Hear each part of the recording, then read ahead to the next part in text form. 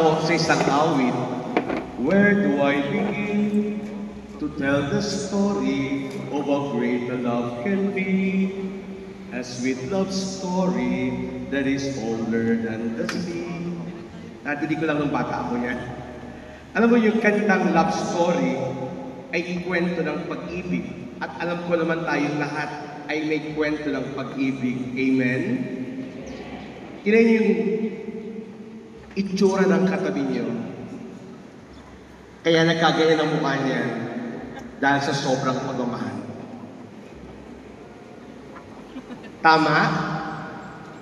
Kung gaano karami ang kulubot ng kanyang noo, kung paano nagkapaling-paling na ang kanyang mga mukha, kung paano ang kanyang mga daliri ay marami na rin kulubot at halos magkandakupa na araw-araw, yan ay kwento ng pag-ibig ng bawat isa.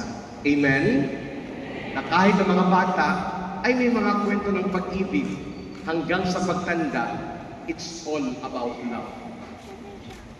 Habang tayo nakikinig ng mga pagbasa, it's a love story. Nakita-kita natin kung paano sinasabi ng Ebanghelyo, and God so loved the world that He gave His only Son. Ibinigay niya ang kanyang bugtong na anak, ito'y dahil sa kanyang pagmamahal sa sanlibutan. Dahil alam din natin sa kasaysayan ng Biblia, ito'y kasaysayan ng katapatan ng pag-ibig ng Diyos at pagtataksil ng tao. Pero sa kabila ng lahat, ang Diyos ay nanatiling tapat. Palakpakan natin ang Panginoon.